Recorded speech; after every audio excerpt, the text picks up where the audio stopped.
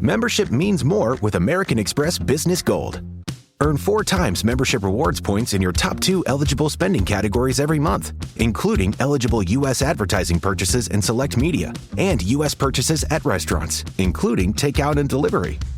What are you waiting for? Get the card that flexes with your spending every month. Terms and points cap apply. Learn more at americanexpress.com/business-gold. Amex Business Gold Card. Built for business by American Express. Springsteen, Deliver Me From Nowhere is now streaming on Hulu and Hulu on Disney+. Trying to find some real in all the noise.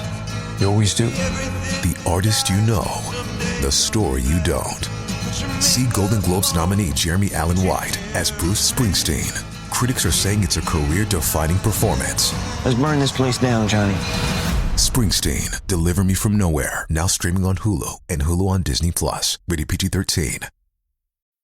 Looking for a simple way to thank your clients or recognize employees for a job well done? A Starbucks card is more than a gift. It's a pick-me-up, a break in their day, and a reminder that you appreciate them.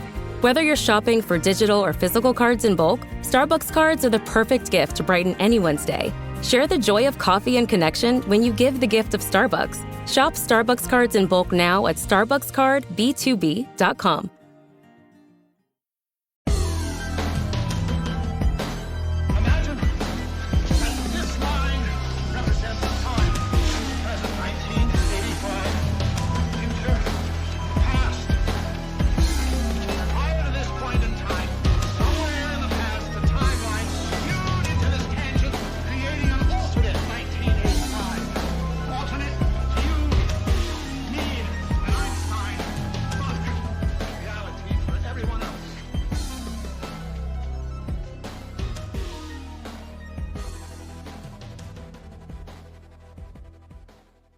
Welcome back to the Incident Rabbit Hole.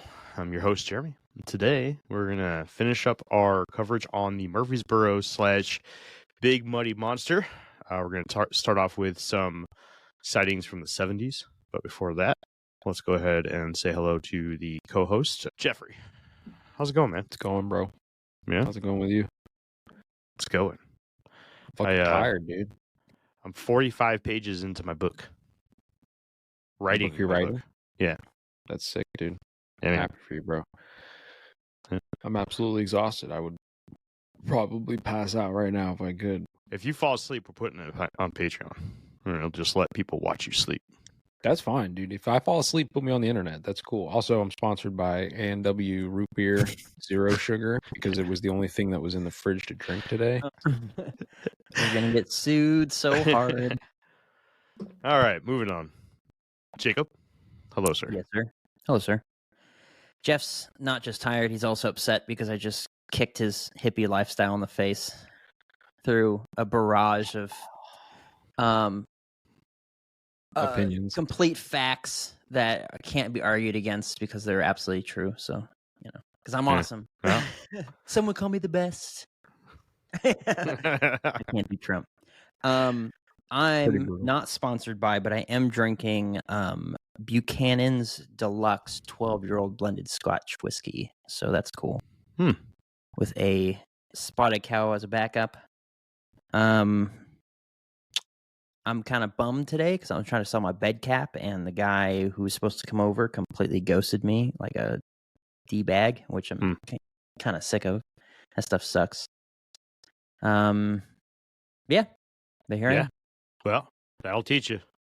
Oh, and I like to gesticulate, so if anyone sees I'm wearing a wrist brace, don't freak out in the chat. I didn't hurt myself. I have carpal tunnel, and it makes my hands go numb, so I have to wear a wrist brace, and I need to start wearing it more often. So no, he's wearing it as a fashion statement. He's trying to bring back his emo phase, and he thought that wearing one of those cool arm sleeves would be the thing. Listen, man, it's all it's part of the bigger plan. I gotta do it like this. I gotta bring it all forward. Tonight will be the night that I will lie for you. I got pomade in my hair, so it's not really working out. Yeah. It's not a phase, Mom. This is who I really am. I talk in upward inflections. I talk in a Valley Girl accent. I'm from California. Look at you, man. Look at me. Getting comfortable with yourself. I like it. Screw you. Yeah. It wasn't a phase, Jeff. I know listen, I'm still in the phase myself. All right? I know, you're still a hippie. I'll give it to it. Gross. All right, before we Stop get that. started, we are coming live to you tonight from twitch.tv/infinite rabbit hole. We are live every Sunday at 8 o'clock p.m. Central Standard Time. That's 6 Eastern. No, that's 9 Eastern, 6 Pacific. For those of you who are not signed up yet, head on over to patreon.com/infinite rabbit hole for instant access to new episodes. So I have been averaging getting a new episode out a day or two after the episode is recorded. This particular episode will not be hitting the air until January 28th. Just to give you an idea, today is November 17th. So a little over 2 months of access to this episode before the rest of the world hears it, if you were to sign up. Obviously, by the time that the world hears this, that time will have been long gone, but our catalog will be huge by then. So you'll have plenty to entertain yourself. Plus, hopefully by then we'll have some Patreon exclusive episodes. There has been a tease by Sir Jacob to bring a Patreon exclusive episode to go along with the next 3 episodes that are coming out. Mm-hmm. And that is, well, actually, by the time this comes out, everyone will know. But it's the U.S. congressional hearing stuff. I mean, mostly this is for the people who are live in the chat tonight.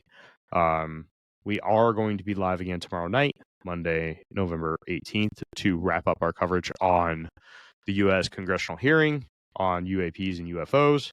So make sure you stop by, say hi, and finish watching the video with us.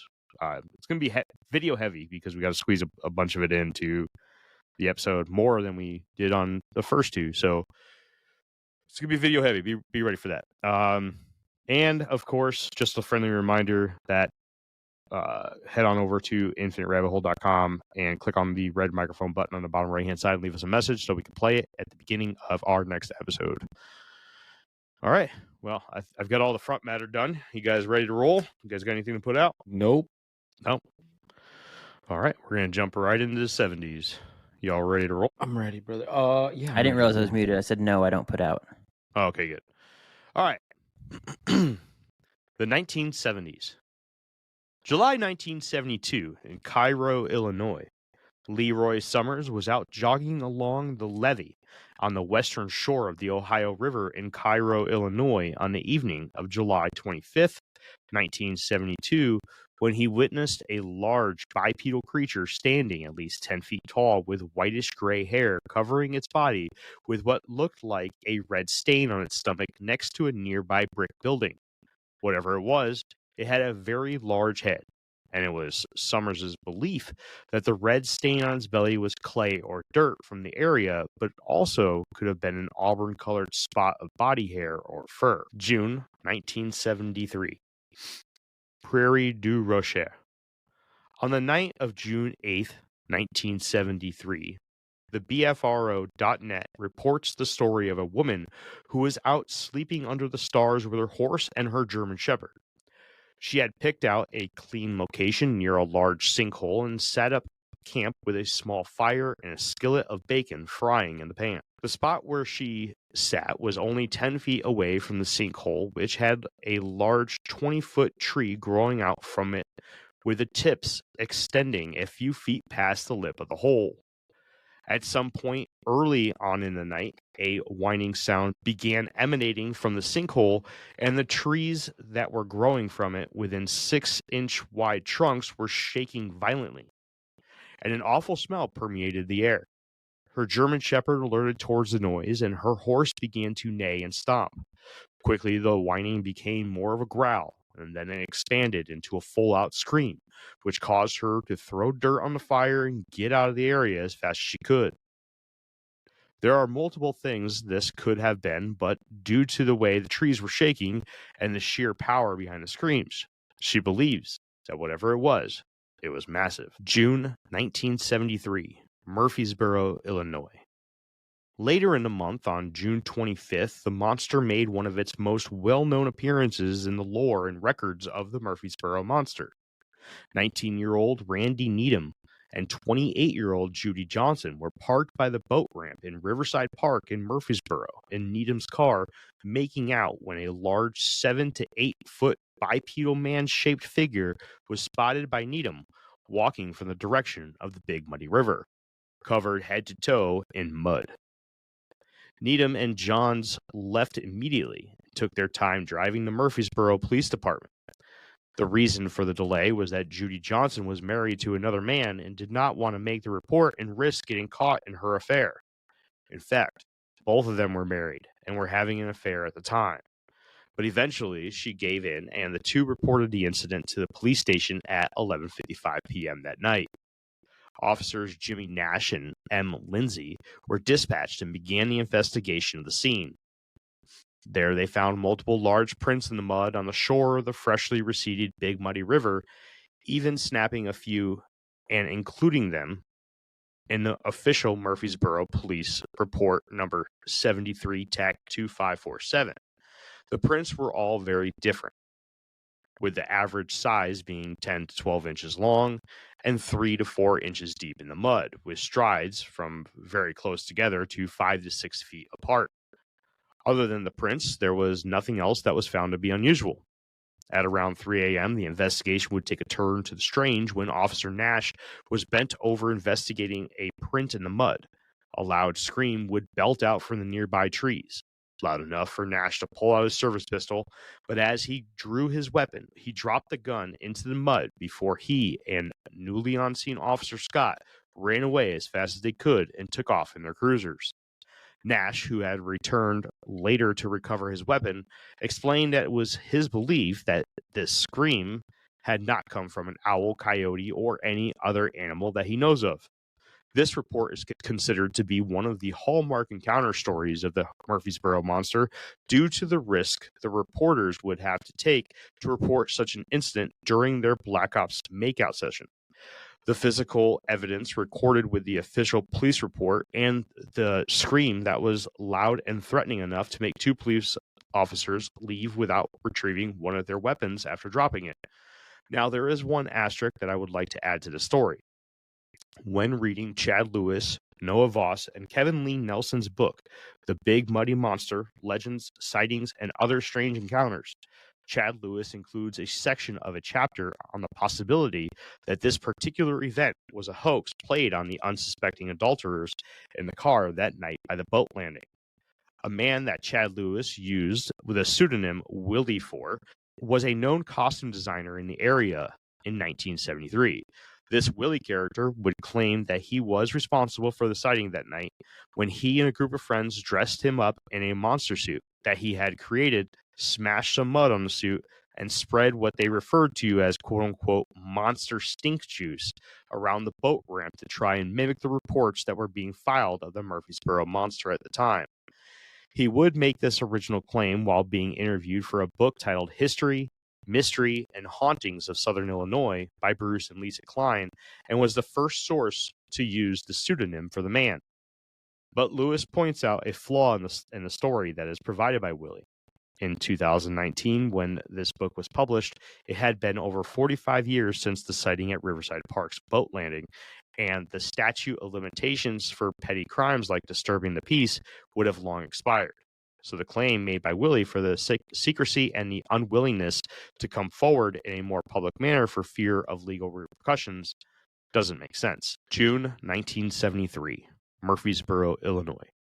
The very next night, Murfreesboro Police Report number 73 TAC 2566, only 19 reports after the previous one mentioned, and about 24 hours later, outlined two other reports of an unknown bipedal creature covered in white hair.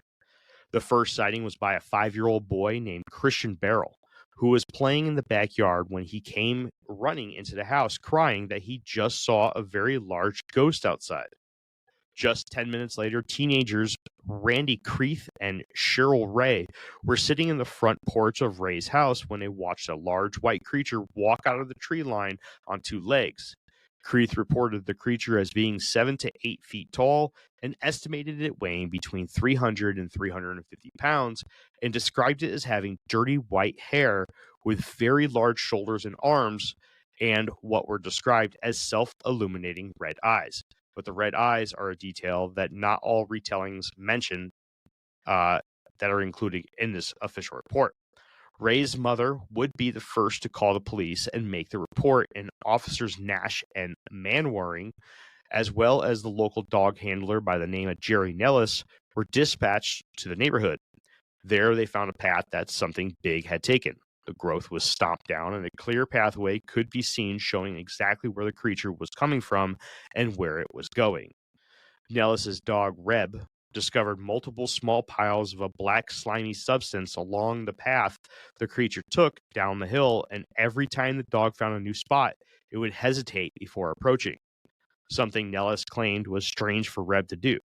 Ultimately, Reb led the three men to the barn of Ralph Fuller, but was completely unwilling to enter the building, which was another strange occurrence, according to Nellis. The two officers would search the barn, but were unable to find anything out of the ordinary. July 1973, Murfreesboro, Illinois. On July 7th, 1973, the Miller Carnival was in town and was set near the Big Muddy River with the boat ramp from the June 25th sighting that caused an officer to drop his weapon in the mud in the backdrop. At about 2 a.m., 4 carnival workers witnessed a large, quote, 7 to 8 foot tall creature on 2 legs, estimated to be between 300 and 400 pounds, standing at the fence of the pony field, just standing there and watching the ponies. It would disappear after the carnival workers tracked down the owner, but would reappear at about 3 a.m. in almost the same spot, still very interested in the ponies. It's unclear if the creature was looking at the animals for entertainment or as a possible food source, but the encounter almost went unreported due to the fear that it would scare patrons away, as the owner only mentioned the strange event in passing to a few police officers who attended the carnival. Officer Nash was yet again one of the officers involved, and he took it seriously enough to file another official report for the event. 1974 to 1979. Many other small reports would be recorded throughout the rest of the 70s. The white-haired, bipedal, enormous creature would be described by witnesses from all over the area. Some reports specifically claimed that the thing looked like a large white gorilla, as reported by 4 separate truckers just west of Murfreesboro in 1975. Another sighting in 1975 by a few frog hunters described it as large, white, and shaggy. 3 teenage boys in September of 1974 would pull over and attempt to track down the culprit of a horrible smell in the air near the Trail of Tears State Forest south of Murfreesboro, where they spotted a large, white, bipedal creature with a head they estimated as being 1 to 2 feet wide with piercing blue eyes. When investigators arrived, they found enormous tracks that resembled those of a dog. Then there were some reports that claimed that the creature was jet black, like the sighting report on Happy Hollow Road in the fall of 1975, or the sighting in Plumfield in September of 1977. There were a lot of consistent details along with the inconsistency of the color. Whatever it or they were loud enough to scare off armed hunters with hunting dogs. It stunk, and it was huge, with almost all reports detailing at least a 7-foot-tall creature, with a few mentioning 10 feet or greater. So that's it for the 70s. What do you guys think? That was a lot of fucking sightings. I want to go back to the one where we were talking about the statute of limitations being up and that kind of like making the story like bullshit.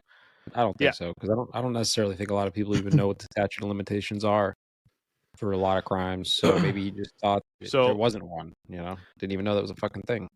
So apparently this guy had been approached multiple times about the statute of limitations, and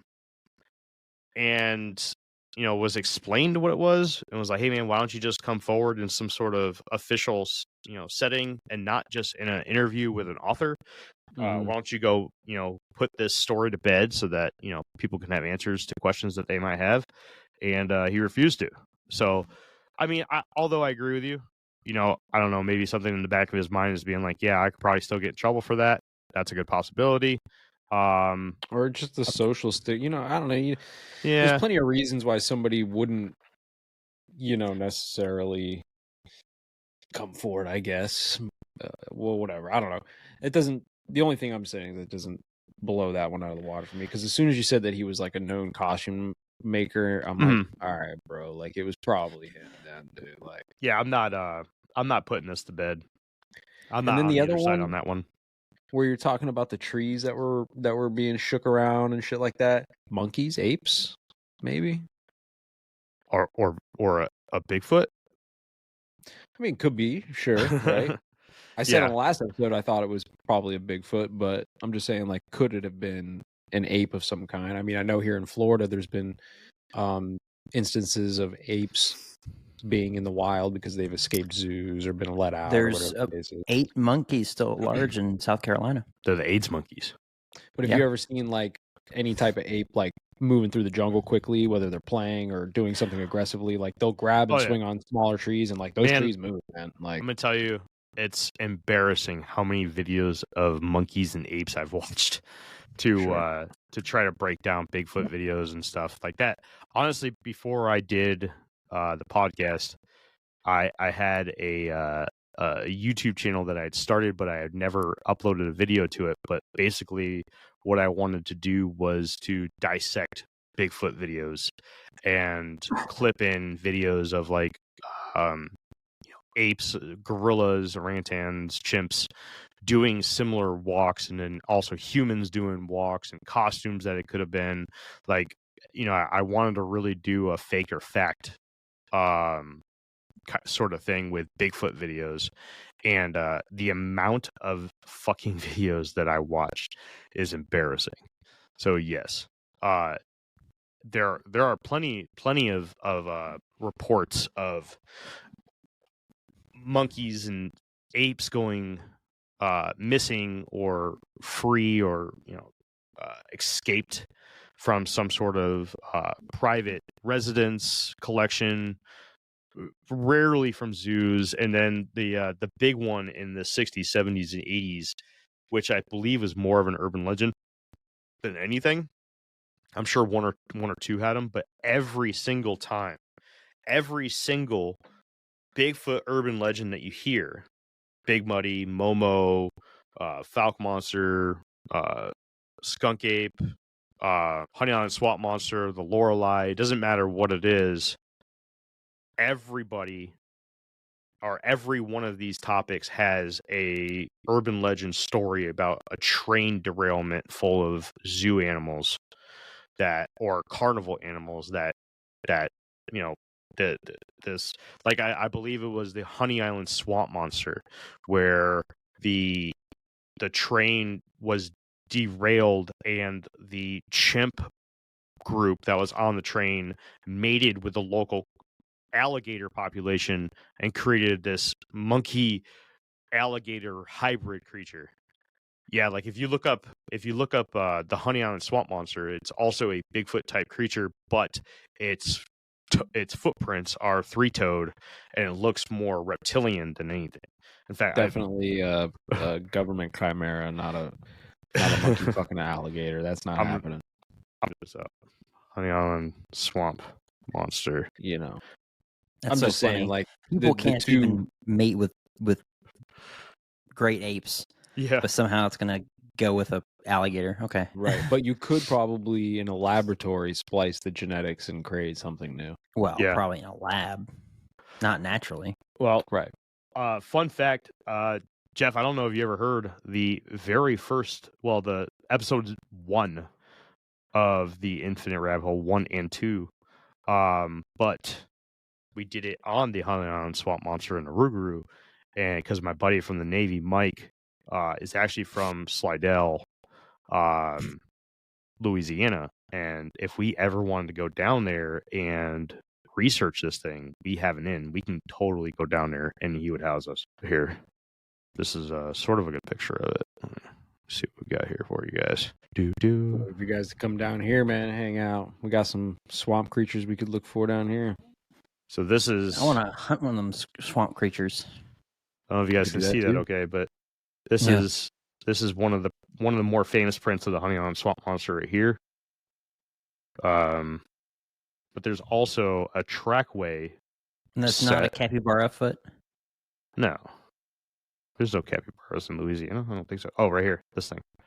Here you go. See this right here? Yeah. That.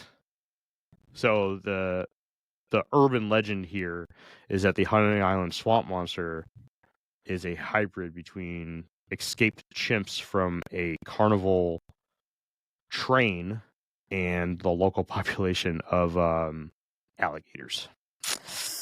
Goodness gracious. Yeah. So we'll dive back into that one at some point. Can you break down this? I want to say it's 1973. The couple that were having an affair and doing the good old makeout sesh. Yeah.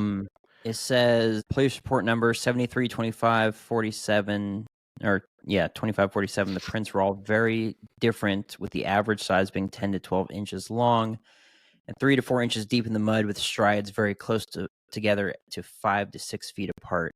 So is that saying that they didn't think that the prints had anything to do with the sighting, or that they thought they did? Because it doesn't. The 10 to 12 inches long isn't crazy. 3 to 4 inches deep in the mud. That's, I guess depending on the density of the mud or how wet it is. But the 5 to 6 foot strides, that's the crazy part. Yeah, right? That's huge, right? That's like insane. That's not like an Olympic sprinter, So with feet 10 to 12 inches long and a stride 5 to 6 feet, that's like these little dancer feet with these long ass dancer legs, like on stilts or something. It's nuts. So this is the report, right? This one, and one that we're going to get into here soon, dealing with a junkyard like thing, or a junkyard like location. I can't exactly remember what it was. It was some. We'll get into it in a minute. Those are the two big sightings. Like you have one or two, possibly three big ones with every urban legend story that we have, that we've ever covered. Really, this is the one, right? So later we'll get into the festival that they have there, the Big Muddy Festival, and it is specifically held at Riverside Park next to this boat ramp, the one that this sighting happens at. It's specifically held there for the reason of it being in the location of the biggest sighting ever recorded. Now, there are people that come out and say that the reason why they have footprints that are so big, so different in sizes and dealing with different stride lengths and everything, is because you had a group of kids down there, or teenagers or young adults, messing around, and that this guy's story of him being in the costume is true, and that all you're seeing is the footprints of all of his buddies down there helping him out with the prank. And that's where you would get the different size feet. That's where you would get the different striations. Now, as for the 5 to 6 foot ones, I don't know. I don't know how many there was and how long that trackway was. Was it something where there could have been other prints in the way and it just wasn't as clear, but it just kind of gave the illusion that it was 5 to 6 feet long? Maybe, possibly. It's not clear.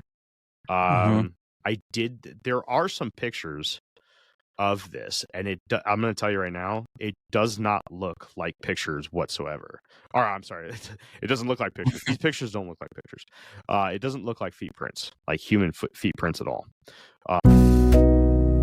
The world moves fast. Your workday, even faster. Pitching products, drafting reports, analyzing data. Microsoft 365 Copilot is your AI assistant for work. Built into Word, Excel, PowerPoint, and other Microsoft 365 apps you use. Helping you quickly write, analyze, create, and summarize. So you can cut through clutter and clear a path to your best work. Learn more at Microsoft.com/M365 Copilot. This episode is brought to you by Indeed. Stop waiting around for the perfect candidate. Instead, use Indeed sponsored jobs to find the right people with the right skills fast.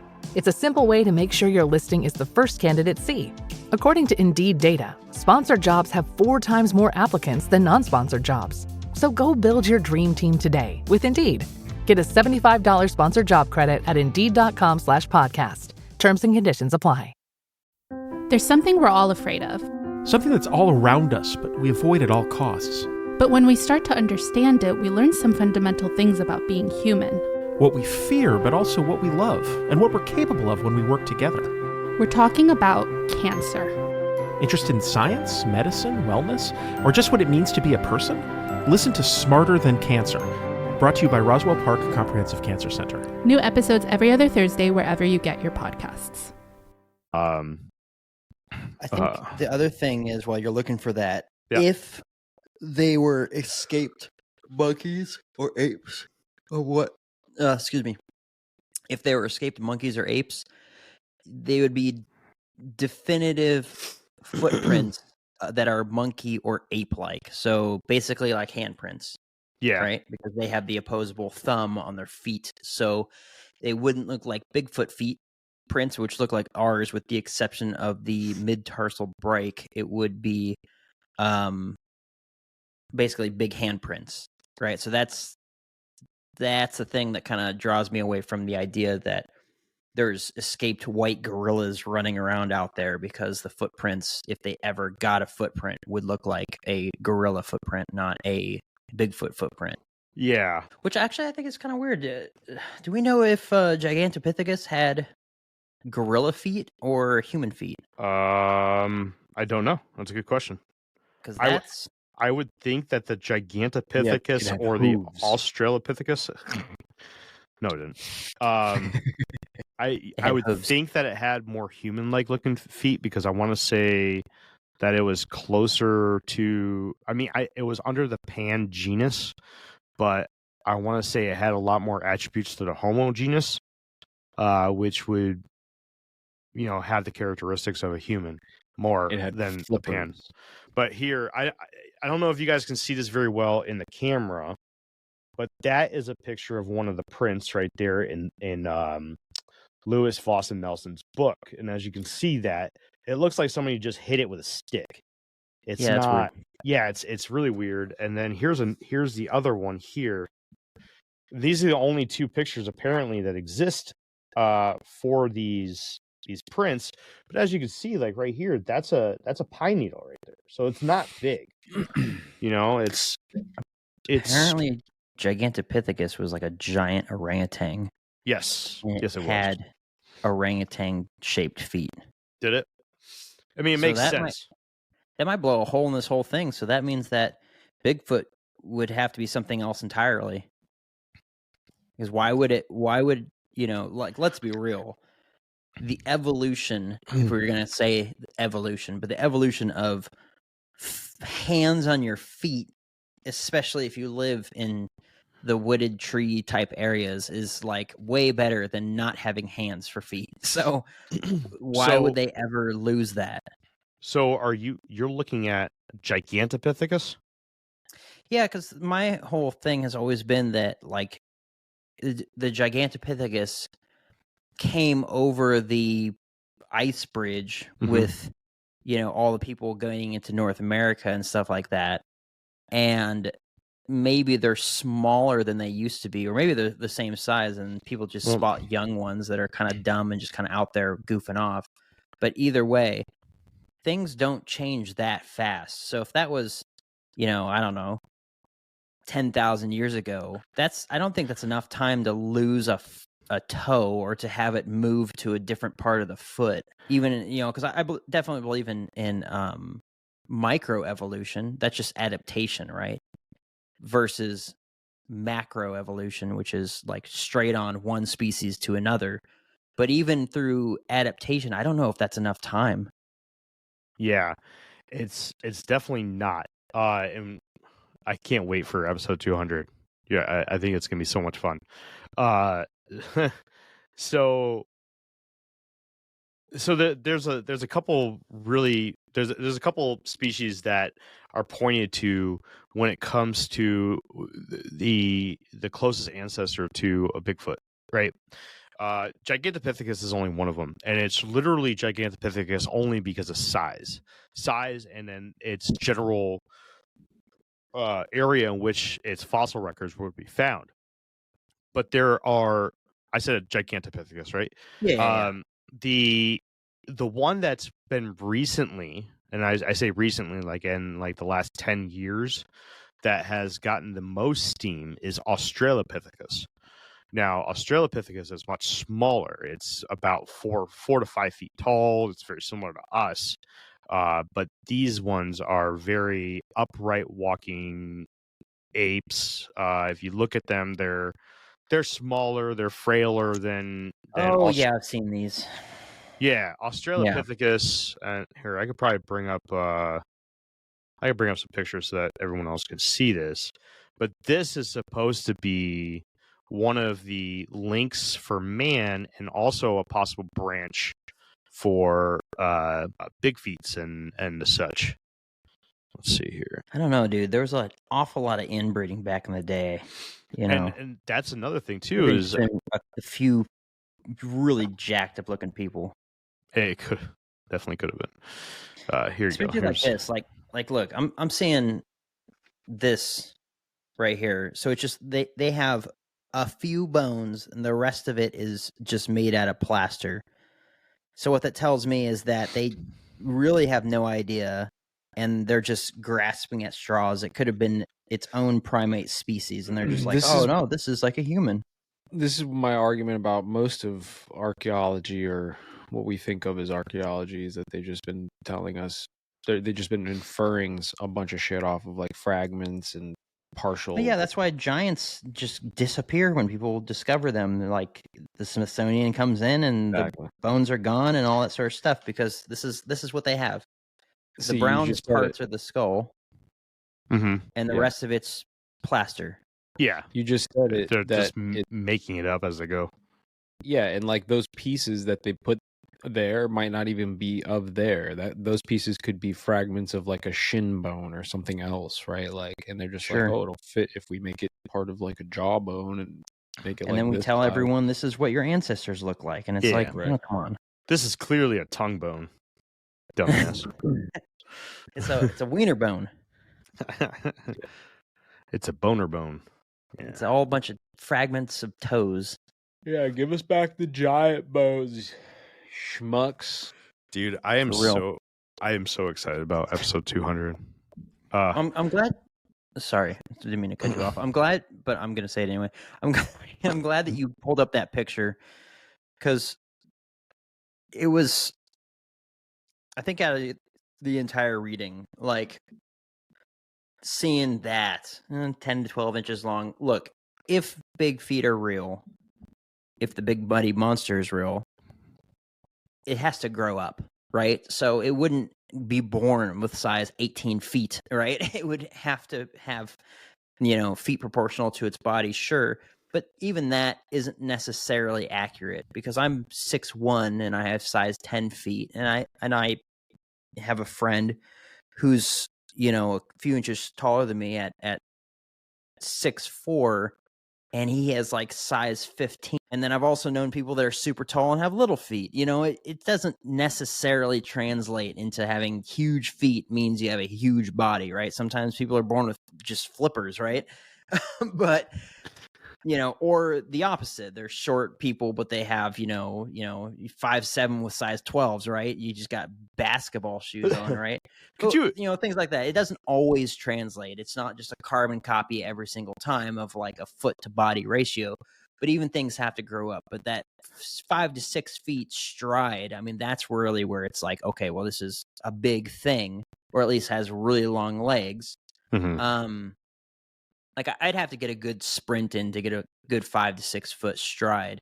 And I suppose if I was sprinting in mud, that hard impact, boom, every single time would be enough to probably get me 3 to 4 inches into the mud. So I guess that's not too crazy. But yeah, you pulling up those pictures in that book, yeah, that doesn't, I don't know where they were like, oh, those are footprints. It's like, man, I tried looking for was the Blade Runner out there? Yeah. I tried looking for better versions of those pictures too, man. When I first read that, and I was like, I don't know, man. I because apparently those pictures are part of the official report. That I believe we talked about it in the last episode. Maybe we talk about it in this one. I'm not sure. But there's an official report with Murfreesboro Police Department where they have an actual folder dedicated to Murfreesboro Monster sightings. And these pictures are in there. They're the original proofs. So obviously, whatever they saw, they thought it was important enough to take pictures of. So I'm kind of curious. But to kind of trail back just a hair, when it comes to the possible species of what a Bigfoot could potentially be, I would have to say that I believe that it's got to be some sort of hybrid. Something that's close in ancestral distance, so that they're not creating ligers where they can't breed, and sure. But hey, that could be the reason for the small population. It could be. But they're all mules. Between I think the big three for the possibilities to create hybrids between them are the Australopithecus, the Gigantopithecus, and the Denisovans. What was that last one? Denisovans. Yeah, I could bring it up. They're more Neanderthal looking. They have cone-shaped faces. Weird. Yeah, they look like Pacific Islanders. I wouldn't say that, but they look like some of the drawings that I'm looking at. Damn, canceled. Here, I'll bring it up. I got it. Yeah, they're like your standard caveman. They're not Neanderthals, right? They're definitely down that path of evolution. But this is also, when you think about what it could potentially be, you also have to think a time frame, and that's why Australopithecus, Gigantopithecus, and the Denisovans are the most commonly referred to when it comes to possible immediate ancestors to a Bigfoot or Sasquatch type creature, because they are some of our closer relatives in time and space, to answer some of the questions for some of the Bigfoot type creatures that are found around the world. And when you talk about the Bigfoot all across the world, we're prone to only thinking about the North American, Northwestern patty type Sasquatch. Where here in North America, they say that there could be up to 10 different subspecies alone. But when you go across the entire world, there's so many more, right? A lot of people will say, yeah, there's the Yeti, but then we'll also forget that we have the Almas, the smaller orangutan pendek, I don't know, there's a ton of them all across the world. And to think that what do you got there? That I'm just saying why I said they look like Pacific Islanders. Oh, or Polynesian. Okay. But to think that you're going to get the answer to what the closest ancestor is off of just, the North American Bigfoot, I think you're crazy. Anybody who thinks that way, you'd have to take into consideration everything around the world and just kind of understand that, we have, many different builds and pigmentations to our species, and they probably will the same, and it's all going to come down from ancestral roots and hybridization from throughout time. So it's a very difficult question, and I don't think unless we can get a physical specimen, we may never know the fucking answer to it. Sorry, took the long route on that. You guys ready to roll? Yeah, man. Yeah, I suppose so. You suppose so? Just kind of blew a hole. Like I did? No, just the finding out of the Gigantopithecus's feet just kind of blew the butt out of my theories.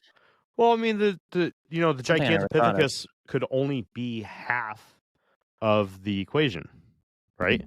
Yeah, but I don't know if it's because you can't, like, we are too far removed even from chimpanzees, or they say bonobos are like the best, like, closest representation to us or whatever, relative, everything like that. But you can't breed with them. Right. We're totally different species. And it doesn't work out. So I just don't know if it's possible to have Jake, don't overthink it. From Skeeter. I just don't know if it's possible to have a crossover like that. I think it is in baby steps. Right. When you go from a tiger to a lion and create a liger, that's different. That's going to create an offspring that is sterile and unable to breed. But there's closer relatives that they can breed with, where eventually they could meet in the middle. And I mean, you have to have a long period of time for that to be able to happen, right? Let's take elephants, right? So there's the African and the Indian elephant. Are they breedable? I don't know, right? But let's just say, for example, this time they are. And this is just, hypothetically. Those breed together, right? And that creates a species now that is closer breedable to another breed of elephant, because that breed of elephant was breedable with the Indian elephant, but not the African elephant. But because the African elephant and the Indian elephant bred together, now this hybrid is able to breed because it's got, the, But here's the other thing too: is it's like, but with the exception of some really, I guess, messed up things or like dumb animals, like every once in a while, especially around Easter, you'll see some meme of like some rabbit humping a chicken. You're like, this is how an Easter egg is made, things like that. Yeah. That's fucked up. Generally speaking, species, the females or the males, whichever one's doing the attracting, usually the males are the ones that are more colorful because they need to fight for the attention of the females. But regardless, they attract the opposite sex of their same species.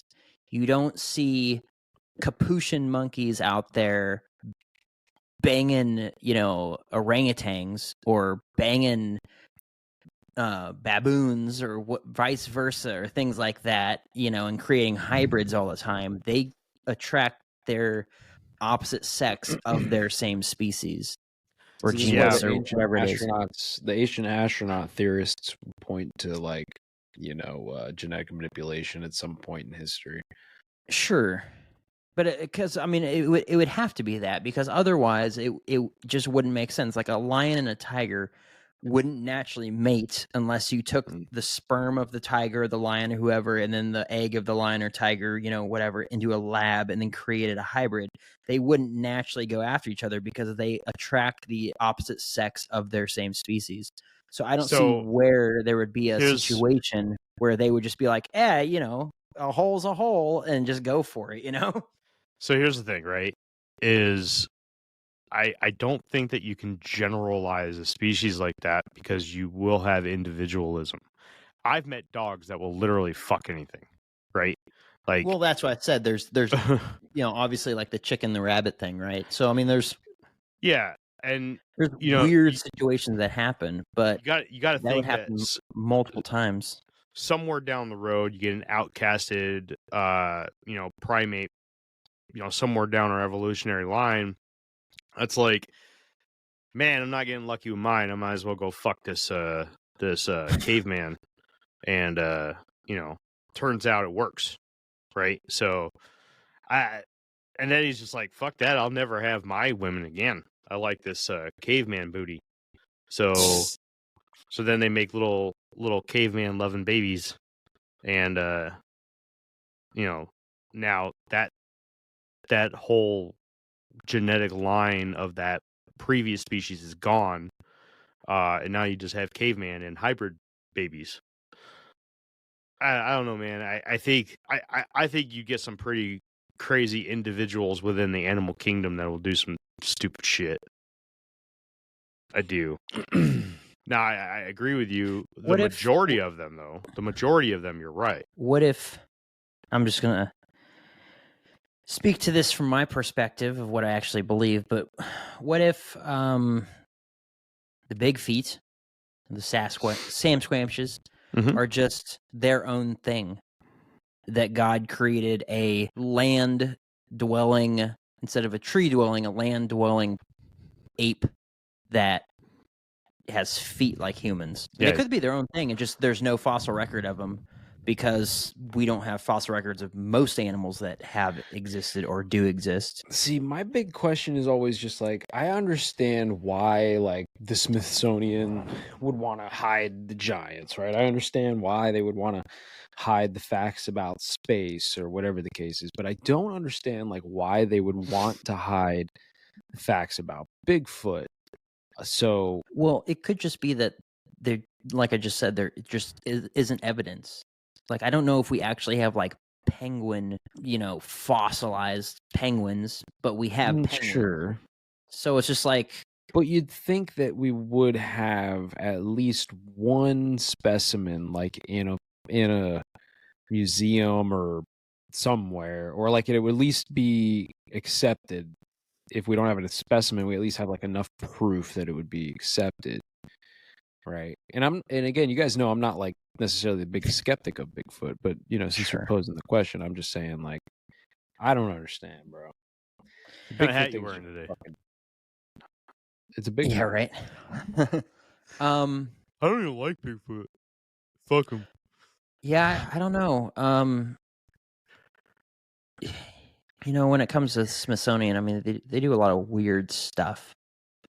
I know from previous, I don't know if they were episodes that we did or it was a talking point within the episode, but that, sample hairs will get collected all the time and get sent into, MIT and UCLA and, big colleges that have really good labs in them for DNA analysis of known animals, and they'll come back inconclusive, and then they just don't do anything else with it. And I think that it's because, I think with the exception of like the big Bigfoot scientists that we have out there, most people don't want to touch what they consider to be nonsense or an urban legend, even if they might have some shred of proof that this is a new discovery, because they'll get laughed out of, whatever job they're in, or they'll get discredited because they don't believe in quote unquote science. They believe in I think that's myths really the and biggest legends, problem. right? I think that's the biggest problem with most of the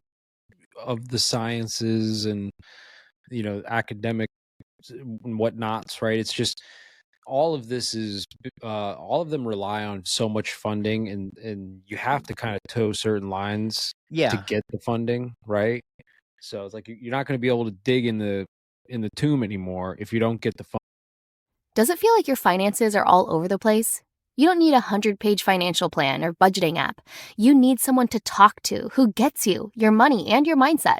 Your Fruitful guide maps out where every dollar should go. Bills, spending, saving, investing, then sets it all up for you. Accounts, priorities, transfers, paycheck splits, done.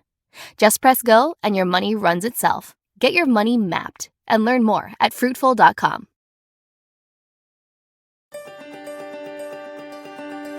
Are you a player in the private equity industry? Troutman Pepper Locke is one of the leading national law firms focusing on middle market private equity. Our podcast, PE Pathways, brings on deal makers to share their thoughts on trends and developments. We do a deep dive into the M&A industry with topics around tax and employment issues, regulatory developments, and much more. Check out PE Pathways wherever you get your podcasts. AI is incredible. It can teach you how to fry an egg and even write a poem, pirate style. Yarr! But it knows nothing about your work. Slackbot is different. It doesn't just know the facts. It knows your schedule. It can turn a brainstorm into a brief. And it doesn't need to be taught. Because Slackbot isn't just another AI. It's AI that knows your work as well as you do. Visit slack.com/meet Slackbot to learn more. Funding. So you can't go talking about stuff that you shouldn't be talking about. You just got to kind of toe the line, right? I think that's what's that's what we're seeing right now with the alien topic, is that for so long there's been proof and evidence of something else, right? I'm not going to say aliens, but something else, whether that's government funded programs or black budget programs or interdimensional beings or whatever it is, ghosts, aliens, demons, angels, things like that. Something else is there.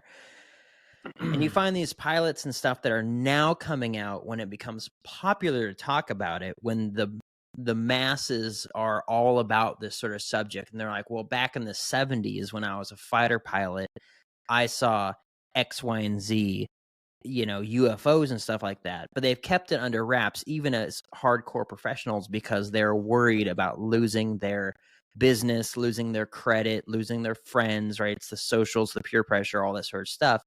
I think the same thing happens in the communities of, the biologists and things like that, and the wildlife researchers and everything, because people aren't on board with the whole idea of a Bigfoot. But here in 10 years, when maybe we have a body and people are more interested in the Bigfoot topic, then you'll get these people that have been biologists for 50 years that are just like, oh, I studied hair samples that were inconclusive. Turns out they were from a Bigfoot. Imagine that, right? You're going to see all that stuff start happening because it's now the popular thing, and they're not going to become the laughing stock of their friend group or, the laughing stock of the hospital and getting bullied about it. Oh, you find another Bigfoot?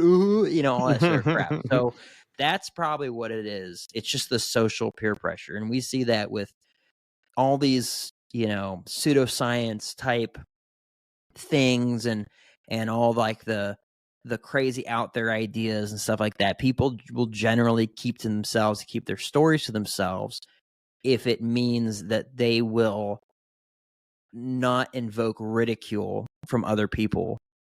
Now take that into what may be a career ending thing where it's just like, oh, this guy is weird like that. I don't want him to, reset I don't want him to do open heart surgery on me if he's a freaking weirdo, type stuff. Give me that heart. Give me it. Yeah, right. It's like, okay, no, I'm good. I'm gonna go out and he's gonna be taking pictures of my feet and putting them up in his shrine in his closet, right? It's like, I don't want this crap. So I think that it has to do a lot with that. I don't know how much the Smithsonian actually has to do with it, but I'm sure they have something to do with it, because they kind of have something to do with anything that has to do with the ancient world or fossil record or whatever.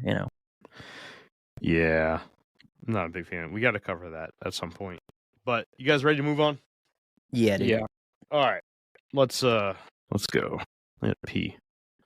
All right, the salvage yard monster. In the summer of 1988, Murfreesboro business owner Rob Riemann would have his life flipped upside down when he had one of the most polarizing encounters with the Murfreesboro Monster. Rob Riemann was a local salvage yard owner for 13 years at this point in his life when he and his hired security guard, Officer Charlie Straub, approached the source of sounds being made in the back of the lot.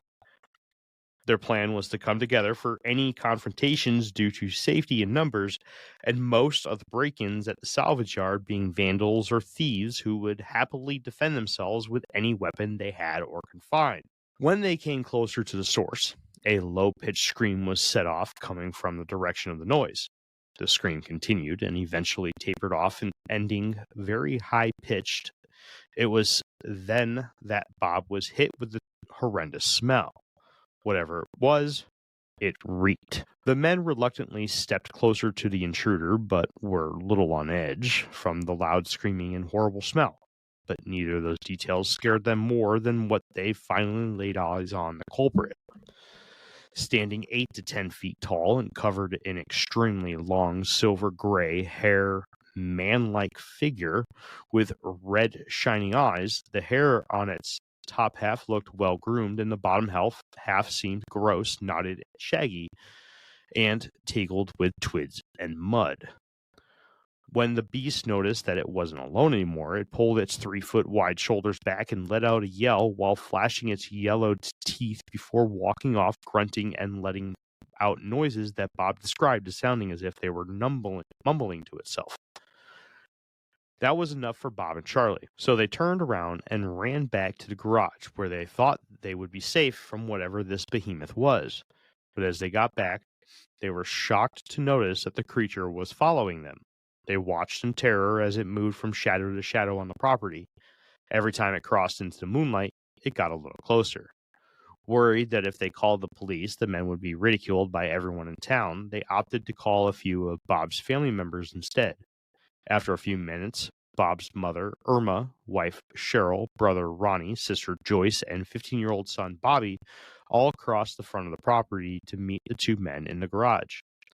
All the new people on the scene believed that this was a joke, and Irma, Bob's mother, even made mention that if the men really believed what they saw, she might have to call the men in the white coats. But soon after arriving, Bob's wife, Cheryl, noticed the god-awful smell and quickly connected it to the smell she encountered the previous night wafting in from the open window next to her bed in the bedroom.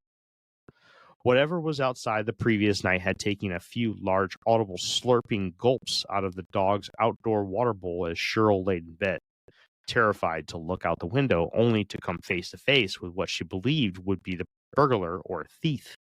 When the smell hit everyone else, and they were only moments away from learning that Bob and Charlie were not joking around. Soon after the smell permeated the air and around the garage, they started to hear something walking around just outside of the thin garage walls.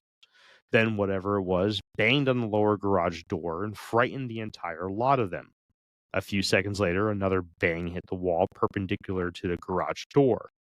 Then another louder bang erupted just a little further down, followed by yet another. A little further down than that. This would continue a few more times, progressively getting louder and louder with every bang. It was Bob's thought that whatever it was throwing large rocks at the wall of the garage, because if it was the same thing that Bob and Charlie had seen just a few minutes prior, he believed it could have easily busted through the thin walls if it wanted to. Once the banging stopped, and after a lengthy 15-minute wait, all of the witnesses ran into the cars and drove off back to the house. The very next morning, Bob would go back out into the daylight and search high and low for signs of whatever it was that scared the shit out of them and from the night before. Then, there in the moistened mud next to Missouri Pacific Railway tracks that ran through the back of the property, Bob found a 14-inch long and 4-inch wide human-shaped footprint. All right, guys. So this is that second most popular. 14 inches long and 4 inches, 4 inches wide. Human footprint? Which isn't very wide. Human-shaped footprint. It's not that big, right? No, it's not that big. It's doable. Could have been a person. But to be walking around barefoot in a junkyard, that's a. I mean, Jeff went barefoot for like 10 years. That's true. It was a year. It was 1 year, and I don't have that big of feet. Well, you're a tiny person. You know what they say about not having big feet? If you're somebody who hangs out in a junkyard with no shoes on, I picture like a big dude, like just big fucking, just walking around barefoot. I don't even need shoes because they don't make them that fit. 14 inches. So now that we're back on the subject of feet, I wanted to kind of shed some insight into my thought process real quick without derailing us too hard. So I was looking it up while you were reading that. Skeeter cracked a joke. He said Bigfoot was God's test run before humans, because I mentioned the ground dwelling and the feet and all that sort of stuff. Okay, so moose, deer, elk, and caribou all belong to the same species group called cervids, or cervidae, or whatever it is, but cervids for short, right? I want to say they're called ungulates, aren't they? I'm looking at Safari Club International. It says cervid is the deer family. Ungulates. Cervidae. And then it goes into like different suborders, like ruminati is cud chewing plant eaters. Either way, so ungulates or cervidae However, they have similar feet, right? They have the split hooves and things like that. Moose and white-tailed deer are in the same major order species with the same looking feet, yet they cannot mate together. Well, So yeah, it says moose and elk belong to different subfamilies of deer and have different numbers of chromosomes. Elk have 68 chromosomes, while deer have, including white-tailed deer, mule deer, and black-tailed deer, have 70 chromosomes. So they may have the same size, same type of feet. Obviously, they're different in size, but they cannot interbreed, even if they're from the same or subspecies or species, major species or whatever, right? So we might be in the same species, being primates as great apes or even Bigfoot for that matter, but just because our feet might look the same as big feet with the exception of the mid-tarsal break, we would not be able to interbreed. So don't tell me what I can't do. Well, you could try. So I think that where my thought process is that Jeremy, you asked me one time why whales look like they have human hands inside their flippers. And I said, if you got a good design, why reinvent it every single time? Right? Like, we make a new type of car, we're not going to make a hexagon wheel for the car. We're going to keep the same wheels because wheels work, and we're going to just build a different chassis and a different frame on top of the standard base. So that's why you see these sort of species where, in my mind, God created all the animals. And you'll see some animals that are completely separate, but they have the same base, right? And that's because if it works for that type of thing, then why completely change it every single time? Why not have something similar? So in this circumstance, though every other ape or monkey you may see has a hand for a foot, right, where they can grab stuff with their feet, why couldn't it also be that, let's just say that whatever the other Denisovans, I think you said? Denisovans. And big feet, so Sasquatches and humans have the same looking feet because it works, right? It works for an upright walking, ground dwelling primate, but we are in different species and we can't interbreed and things like that because it works for us. Versus, bears who have a certain foot shape because they spend most of their time on all fours, but sometimes go on to twos, right? Type stuff. They wouldn't have a different foot shape, although their feet do kind of sort of look like ours, but not entirely, right? So it's like, if they're going to do this sort of stuff, then this helps them in that manner. So that's just kind of my thought process of it. It would reason to me that a Sasquatch would be its own species, and maybe we just don't have a fossil record for it because of whatever reason. Just another type of ape. Right here. So there is exceptions, okay? And the exception for the human beings would have been the Neanderthal and the Denisovans. Yes, according to current scientific understanding, a modern human and a Neanderthal could breed, as evidenced by genetic analysis showing that modern humans outside of Africa carry a small amount of Neanderthal DNA, indicating interbreeding between the two species when they overlapped geographically in the past. So I think my question would be, what's the DNA strand that they're finding, and then they're just deciding this is Neanderthal DNA? Because you can't get DNA from rocks, which is what these fossilized bones are, is that they're rocks. They're calcified bones. So they can't get DNA from that. So what are they looking at in the gene? You can totally get code? You can get DNA from fossils. You can absolutely get DNA from fossils. Yeah, absolutely. How so? Because it's organic matter. It's calcified. Not when it's been calcified. Yeah, but calcification is the hardening of a material. It doesn't matter what the material is, it's the hardening of a material. So even though it's calcified meat or bone, it's still meat or bone. Let's see. I'm looking this up. Calcification is a process where calcium builds up in body tissue, causing them to harden.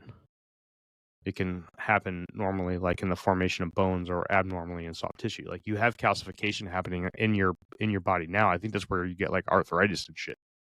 I could be wrong with that, obviously, but It says under the right conditions, DNA can persist inside of fossilized bones for thousands of years.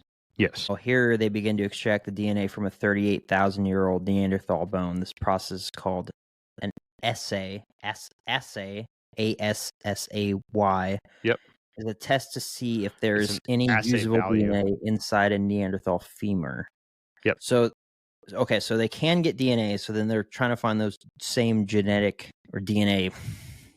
I don't know what the terminology is. Strands, I guess, inside of human beings. Yeah. So assay values. So like when I work with the vitamin E that I do or I work with at my job, we have to do assay values. Assay values is a quantity of a specific element or compound, right? So vitamin E is a compound of multiple elements together. So we need to do assay values on the vitamin E to make sure that we're getting good quality stuff. So assay values would be a way for them to measure the DNA strands or the proteins used in DNA to ensure that they have a good amount or enough of the protein strands in order to run a DNA test or whatever else they would have to do. You know, we need an admonish button like like Louder with Crowder. Be like whenever they make a mistake and they get fact checked by their crew, they say, "Well, admonish me," and they press a button that says "admonished." We need to have an admonish button. I don't know what admonish means. It means to it means to warn or reprimand someone firmly for being wrong in this circumstance. Okay. So Nice. you have to admonish me. So I have to strip naked and walk through the town while you guys yell shame and beat me with rocks and sticks and stuff. Skeeter got you. Shame. Skeeter Shame. said you're admonished. Admonished. All right. Ready to move on? Yeah. Do you guys still want me to go through sightings, or you want me to skip to the last part? Because we have one more group of sightings, and then we dive into just a small section to finish it off. The sightings are modern day sightings. We could go through the whole thing. It's not that much more. Okay. I know we're running late now, so I just wanted to. Jeff looks like he's so tuckered out right now. Look at him. Poor boy, he's tuckered. He looks like he's about ready to wrap up in his blankie. I busted my ass all day today. I'm sorry, guys. I'm here. He got his ass busted all day today. Yeah, all right. man. Modern sightings. Although the bulk of primary sightings and encounters with the Bigfoot-esque critter that stalks the counties of Little Egypt seem to have peaked in the 1970s, there have been plenty of run-ins with the beast in modern times as well. To ensure that I didn't end up turning this into an 8-hour episode, I limited these accounts to the best ones I could find on various reporting sites, as well as only reporting the sightings in Jackson County, the home county of Murphysboro. Disclaimer, turns out that all of the sightings that I did find were then repeated by the BFRO. So I just used the BFRO as the source. So ignore that whole other sources thing, although I did originally find some of these reports on other sources. So report number 44003, BFRO.net, spring 1989. In a report filed on January 26, 2014, a witness described their encounter with a Bigfoot creature on the A41 pond in the spring of 1989 while fishing. In an area that was 4 to 5 miles away from the nearest road and the location of where they parked their car, the witness started hearing a commotion breaking out behind them. The initial thought of the witness was that it could have been a variety of critters from the area, such as turkeys, squirrels, or even deer. But then, whatever it was, it started snapping whole trees behind where they were standing. Then, 2 large splashes caused by big rocks being thrown in the water erupted. As the witness turned around, they caught themselves staring at a pissed-off, bipedal, hair-covered creature that let out a blood-curdling scream. The report quotes the witness as describing this moment as, quote, It starts out as a high-pitched siren-type scream that makes every hair on your body stand up. Then it gets higher-pitched and is so loud you can't believe what is happening. With one step, this thing could have reached out, twisted my head right off my shoulders. Ninja One understands that IT teams today are stretched thin, trying to manage too many disconnected tools. So they built a platform that brings them all together. Ninja One unifies endpoint management, autonomous patching, backup, and remote access into a single intelligent platform. That means fewer tools, lower costs, higher efficiency, and a team that has the bandwidth and confidence to stay ahead. Unify IT to simplify work with Ninja One. Learn more at ninjaone.com.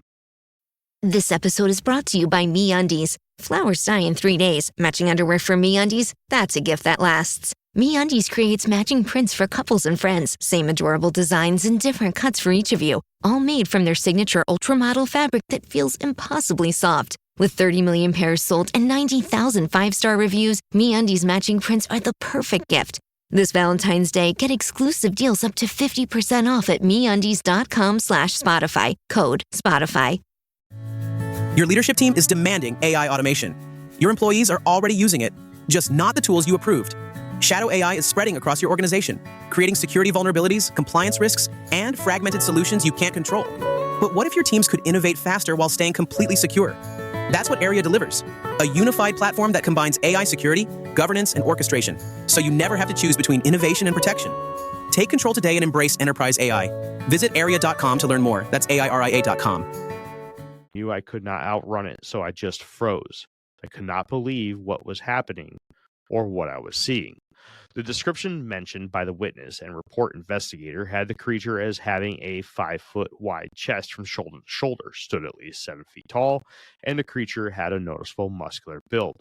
The witness eventually escaped, running as fast as he could while only taking minimal gear after the creature walked off after it screamed. Reports number 39267 and 36306, BFRO.net, March 2012. In this report, the witness outlines a sighting that they had where they saw not one, but two of these creatures as the witness crossed the railroad tracks, one of which was sitting down as the other stood above it. This is the witness's second sighting of a similar kind in the same location from almost exactly a year prior. Report 50208, BFRO.net, November 2015. In a report submitted to the Bigfoot Researchers Organization, an afternoon bus driver on US 51 north of DeSoto was quoted, quote, "While driving my work van, and just as I was coming over the top of the hill, a small dark figure passed in the tree line. It was walking too tall for a human. It was maybe in the 7 to 8 foot range because it was at the midpoint of the trees. There isn't a rise there. It's flat. I checked because I drive this way 5 days a week, twice a day. I watched it walk for several seconds until it disappeared into the thicker tree growth." The driver's bus aide also mentioned in the report to have witnessed this creature, as well as a BFRO investigator, Stan Courtney, mentions that they witnessed the animal for at least an entire minute. The witnesses described the color of the creature as being blackish brown, with its build being on the thinner side, but with a really thick neck. Unfortunately, neither witness was able to get a good view of the creature's face. All right. Second to last section done. Nothing? I believe. Okay, good. You guys want me to jump right into the last bit? Yeah, dude. All right. Jeffrey, you have to answer. Just kidding. You don't have to answer. You're good. I know your answer. Modern day Murfreesboro Monster. The locals still love their Big Muddy Monster, with a brew house right in Murfreesboro named Big Muddy Brewing. Their bottles depict the image of a Bigfoot on a few of their beers to pay homage to their local urban legend.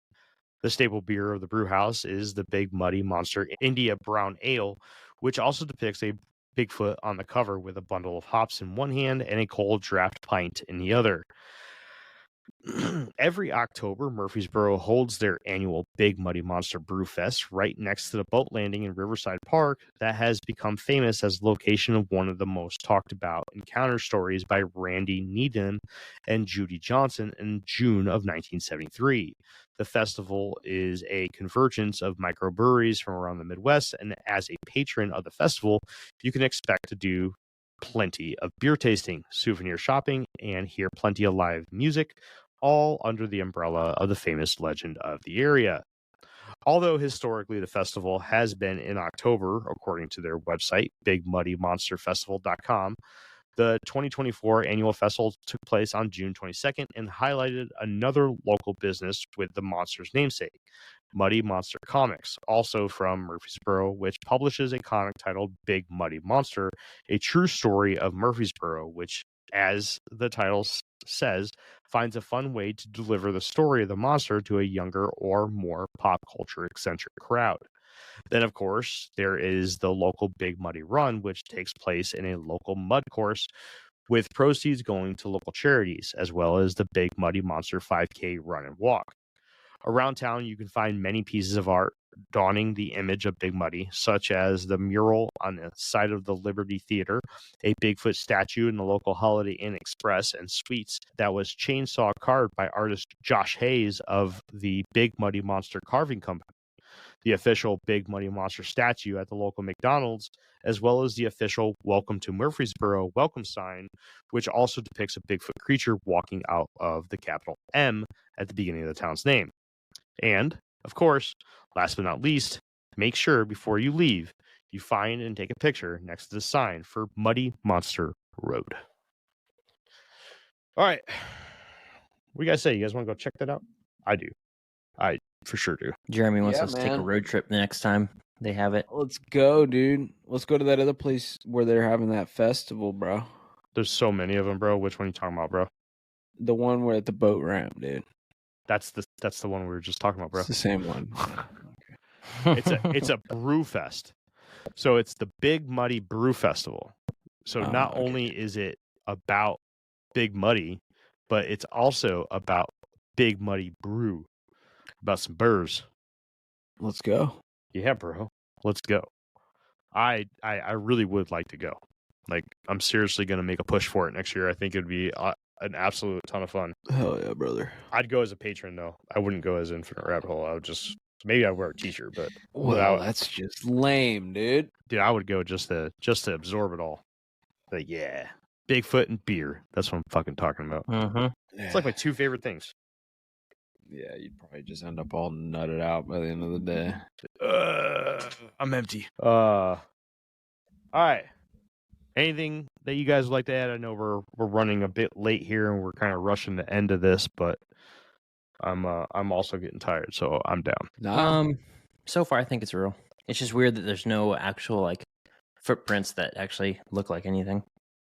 I know that's what the BFRO is all about, right? So the BFRO, if people don't know, they don't just put any sighting on their website. Like, they will send investigators out to look at the area, look for clues, look for hair and tree breaks and limb breaks and all that sort of stuff. They'll look for footprints and stuff like that. They only put stuff on their website that they've actually investigated and have determined that there's that it's possible or highly credible. What am I trying to say? Highly credible, highly possible that there was in fact a Bigfoot sighting or an incident in this location. So when it comes to the BFRO, like that's their whole shtick. Is that they're not going to take any Joe Schmo's thing and say, "Oh, another sighting in California or another sighting in Arkansas or whatever it is." They'll literally go and investigate it. So real quick, there are prints better than the one that was from that specific police report that we talked about earlier. This one is owned by a Jessica Van Pelt. This is in Chad Lewis's book. You can see there's actually multiple pictures of it, and you have Chad Lewis and Kevin Lee Nelson standing with it right there. I can't see anything. I don't know Yeah. what I'm looking at. I know. I'm trying to get it clear for you, man. I'm sorry. It's kind of. I mean, it's clear, but I just can't see it. Like, I don't see the. Oh, okay. I see that one. Oh, that get one it. is that one better? Photoshop, dude. Yeah. No, it's not Photoshop. Get out of here, dickhead. It's not very deep, though. No. But I mean, it could have been on hard ground too. But could have been. Okay, so admonish me again. Skeeter, you better admonish me. So, yeah, I know that number of sightings going that far back and everything. I mean, it's got to be something. I think so. I think Big Money. Oh, excuse me. Sorry. Fucking Jeff. Yeah, I said it. I think Big Money's got a good possibility of being. I actually heard something really interesting. Let's see if I can try to quote it. So I was listening to Joe Rogan podcast today while I was doing some yard work, and they were talking about, he and his guest were talking about aliens, right? And he brought up some of the topics that we've covered as far as aliens, but that due to the early time frame of some of these sightings, that it's not like today, where today there's so much information about aliens and movies and TV shows and comics and things like that. And the same thing with Bigfoot. There's so many shows, there's so many movies, there's so many this, that, and the other, that you could dream something and believe that you had an alien encounter, or in this circumstance, you had a Bigfoot encounter, because it was a really vivid dream that your brain just inserted that sort of content into your brain. Your brain inserted that sort of content into your dream, that you could come out of your sleep and believe that you had a Bigfoot encounter because your dream was so vivid and you remember it so well, right? You could trick your brain into thinking that. But back in the day, back in the 30s, 40s, 50s, and stuff like that, this sort of stuff was so out there that you really couldn't bet that people are just like, dreaming about aliens and reporting they've had an alien experience or a UFO experience or whatever it is. In the same way you couldn't, have a daydream or a sleep dream about Bigfoot and say, oh yeah, I had a Bigfoot experience. So it's more likely that those older encounters, especially when they're so similar to other encounters, are actually there is some validity to them. And I like that, I guess in this circumstance, there's a history of sightings, that not everyone was going around talking to each other, or maybe they were, but that there's probably some validity into the sightings, unless, gosh, I don't know, I'd have to scroll all the way back through your report that you did. When was the first sighting? Before the 70s, 1915. In Creole Springs, Illinois. Actually, I think it was in 1800s was the earliest of something in the area. You got 1928, 29, 1941. So the Centerville something. The Centerville something is what something was called in the area of Centerville in the 1880s. And was it reported right away? I don't know much about that. You can't really get a lot of sources for that far back. It's still 1880s, and the next sighting is 35 years later in Creole Springs, Illinois. That's just the next documented sighting. Wow. It's a government chimera, bro. So it's probably chimera. It always has been. You know that meme where it's like, well, no, I'm not saying it's not a chimera, but I am saying that, and he's like, it always has been. Yeah. It's probably more real, because I don't know how much contact people would have from Creole Springs, Illinois in 1915, and then 13 years later and 14 years later in Carbondale, Illinois, and then just a little bit after that in 1941, so 10 years later in Culp, Illinois, and then 1942 in DuQuoin, Illinois. Maybe. DuQuoin. Yeah, you're DuQuoin. overthinking it again, bro. And then You're Murfreesboro. overthinking I think that there's definitely validity to these sightings. It's not like something you could just see on Facebook and then just be like, yeah, I saw that too. Yeah. It was white and 7 to 8 feet tall and, whatever, right? There should be, like, you'd have to know these people in this location, or at the very least, you'd have to have been, like, this person in Carbondale, Illinois would have had to have been in Creole Springs, Illinois at the same time to read the local newspaper to see what the local report was. Like, that's what my brain's telling me. So when I look at this, I'm like, that's real. You know what I'm saying? Because there's no social media, there's no internet, there's no nothing like that. Literally, the only way you'd find out about this is if you visited the area and read it in historical newspaper records, which is not really something that people do. Yeah. Especially for small towns. Or you would have to have been there to see the headline on the local newspaper, or you had your own sighting. So yeah, like it. It's real. I like it. It's real. It's real. Jeff, give us your 2.5 second breakdown. Go. I mean, yeah, I agree that something's definitely going on for sure. Like Jake said, it's real. Is it a Bigfoot? Who knows, bro? Right? Could be a Bigfoot. Could be some hoaxes. Could be chimera. I don't know. He's so tired. Look at him. He's all tuckered out. I'm exhausted. All right. Well, Bigfoot adjacent. Thank you. That's what I was looking for. Bigfoot adjacent. He does like the word adjacent. He does. All right. Well, that has been another live episode of the Infinite Rabbit Hole podcast. We'll see you next Sunday. We should be doing La Llorona with special guest George, not Jorge. It's just George. And go ahead and mark on your calendar.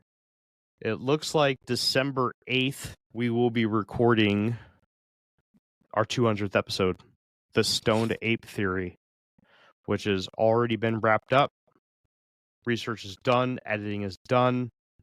It is going to be fun. You know what I could do? Jeff, hang tight a second. Dude, that freaking picture you sent in the chat, if anyone's a hybrid between Bigfoot and people, it's this guy. What the heck is even that? God.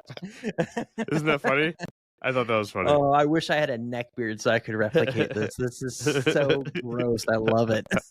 It's like a reverse chin strap. I'm working on mine right now. I would not be able to look at someone and have an honest conversation with them if they looked like if Jeff did it. I would die.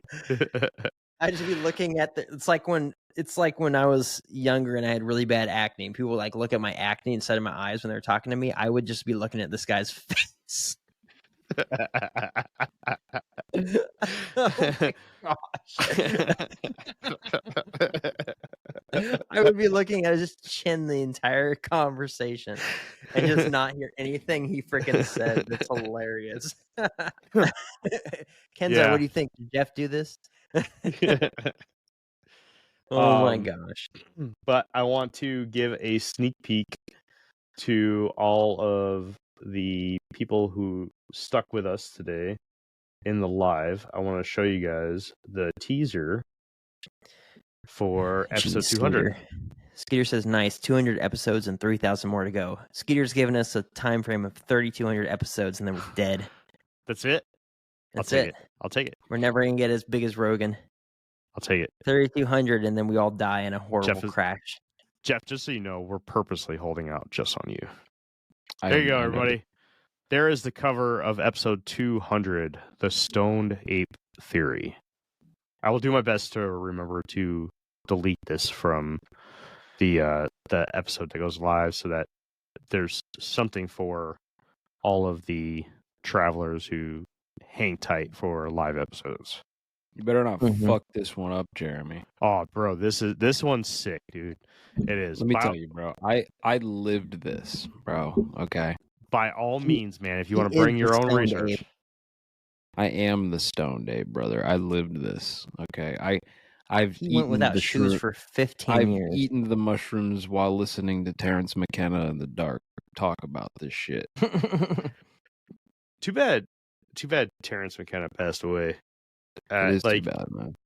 His brother's alive, and he's been talking about all of his stuff. Dennis. Yeah, Dennis McKenna's a legend too, man. We should try to get Dennis on. That would be epic. That would probably be bigger for me than like Tommy Chong. Yeah? For sure. Yeah, for sure. All right, I'll try. Like, for me personally. I'll try it just for you. I tried to get David Icke on for you, but I don't think it's big enough. That would be bigger than both of those two combined. You heard it here. Kenzer says, heck yeah, that looks great. Jeff, you got to shave your mustache and your beard to look like that. That's what she said. All right, guys. That has been another episode of the Infinite Rabbit Hole podcast. Until next time, we'll see you. Or actually, for those of you that are live, we'll see you tomorrow. But for everybody else, we'll see you right here in the next fork in the path of the Infinite Rabbit Hole. Bye, everybody. Hey, everybody. Thanks for checking out the Infinite Rabbit Hole podcast. If you're looking for more of our stuff, head on over to infiniterabbithole.com, where you can find links to all the podcast players that we are available on, and even our video platforms such as TikTok and YouTube. While you're there, make sure to check out all the links for our socials and hit that follow so you know when all the new stuff from our podcast comes out. And until next time, travelers, we'll see you right here in the next fork in the path of the Infinite Rabbit Hole. Bye.